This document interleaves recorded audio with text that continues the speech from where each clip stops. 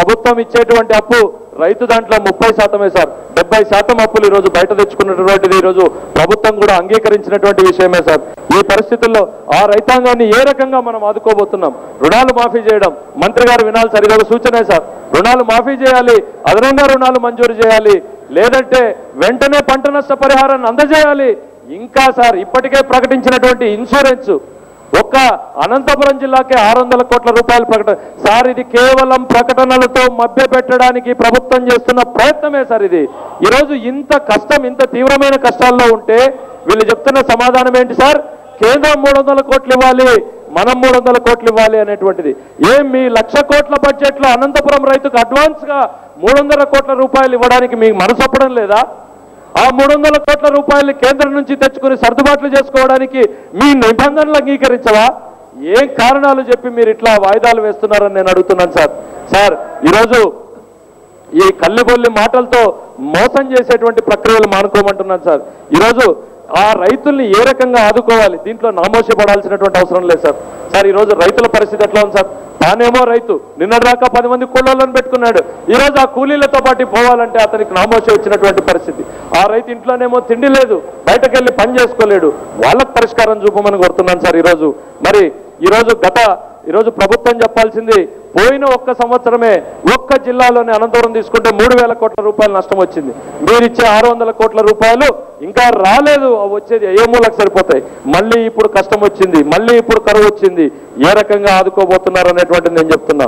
మీరు వెంటనే పస్తు నష్ట పరిహారాన్ని ఇచ్చే ప్రయత్నాలన్నా చేయండి, ఆలోచనలన్నా చేయమని చెప్పేసి ఈరోజు ప్రభుత్వం మాత్రం తన బాధ్యత నుంచి తప్పుకునే ప్రయత్నం అడుగడుగునా చేస్తుంది సార్. కరువు మీద చర్చ దగ్గర నుంచే మొదలై బాధ్యతను తప్పుకునే ప్రయత్నం చేస్తాను సార్.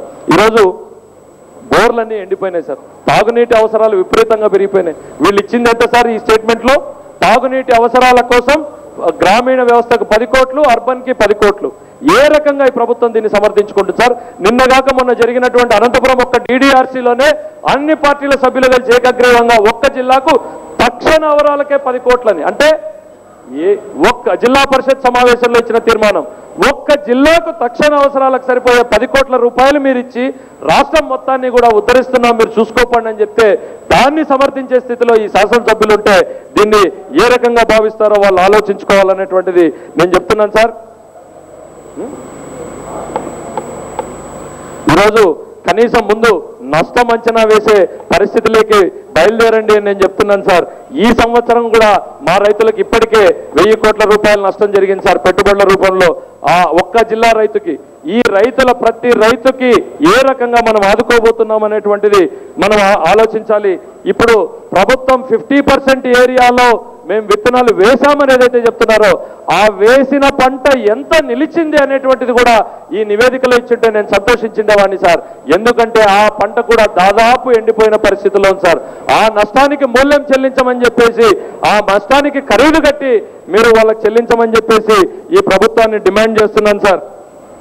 సార్ అట్లానే ఈరోజు ప్రభుత్వం ఇచ్చిన లెక్కలు స్టేట్మెంట్లో చూస్తే 70 లక్షల హెక్టార్లకు గాను 38 లక్షల హెక్టార్లలో మాత్రమే సాగు చేయగలిగిందంటే సగం భూమిని కూడా మనం ఈసారి సాగులేక తేలేకపోయాం సార్. అంత దుర్భిక్ష పరిస్థితుల్లో బయట ఉన్నాయి sir.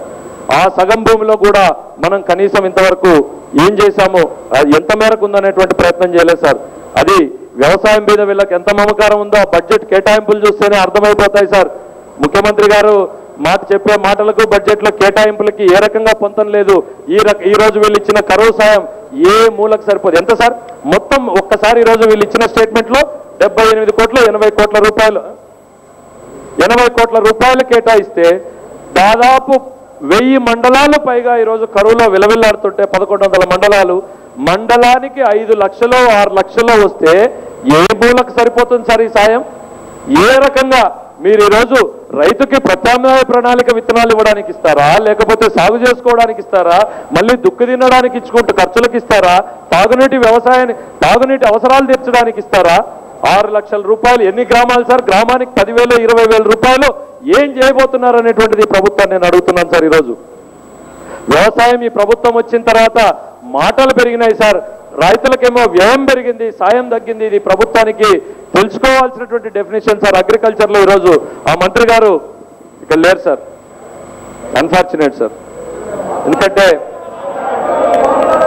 Sir most unfortunate sir. ఎందుకంటే ఆయనకున్న అలవాటు ఏంటంటే సార్, ఆయన శాఖ గురించి తక్కువ మాట్లాడతాడు, ఇతర శాఖల గురించి ఎక్కువ మాట్లాడతారు సార్.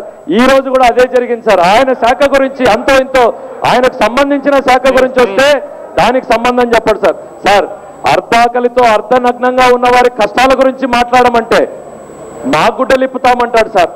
ఆ అర్ధాకలతో ఉన్నటువంటి దాన్ని ఏ రకంగా మాట్లాడారు సార్? ఒక మంత్రిగా కాదు, కనీసం ఒక మనిషిగా మాట్లాడమని కోరుతున్నాను సార్. దాన్ని ఎట్లా మీరు వినువూరుకున్నారు సార్? మీరు అంత ఉదార హృదయాలు అయిపోయారా సార్? అట్లాంటి మాటలు ఆ రోజు వస్తూ ఉంటాయనా? ఇంకా నిన్న లేచి ఆయన ఏం చెప్తున్నారు సార్? అన్నాను అన్నాను అన్నాను అంటారు. అదేదో గొప్ప విషయమైనట్టు. సిగ్గుపడాల్సిన అంశాన్ని అంత చెప్తూ ఉంటే ఈరోజు ఎందుకన్నామో, నువ్వు అన్నా మేము ఎందుకు కోరుకున్నామో ఈ సభలో చెప్పాల్సిన అవసరం సార్. ఆ రోజు ఎంతో కీలకమైన చర్చ జరుగుతోంది సార్. ఓబులాపురం గన్లం జరుగుతుంటే పాసింగ్ రెఫరెన్స్ ఓబులాపురం గన్ల చర్చ జరుగుతూ ఉంటే మధ్యలో మంత్రి గారు లేచిదన్నారు. అంటే మేము ఈ మంత్రి గారి వాక్యాల్ని పట్టుకుంటే, ఈ మంత్రి గారి వాక్యాల్ని మేము పట్టుకుంటే అసలు సమస్య గాలిలేకపోతుంది.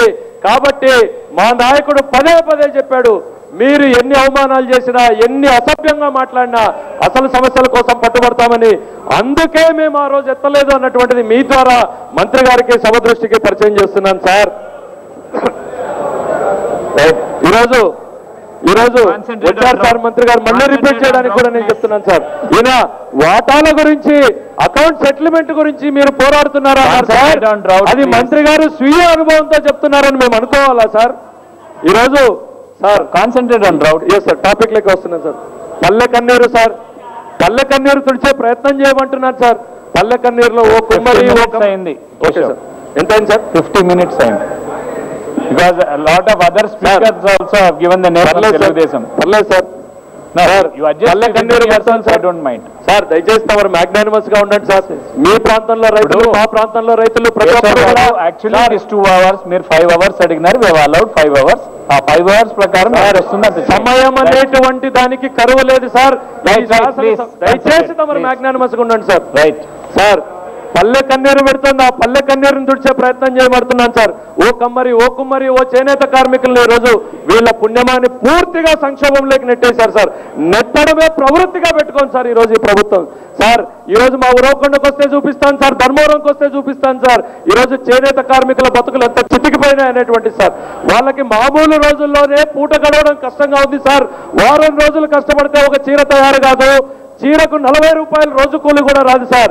ఇక ఈ కరువులో వాళ్ళు పడుతున్నటువంటి నష్టం కానీ, బాధ కానీ, ఆవేదన కానీ ఈ ప్రభుత్వానికి ఎలా తెలుస్తుంది సార్?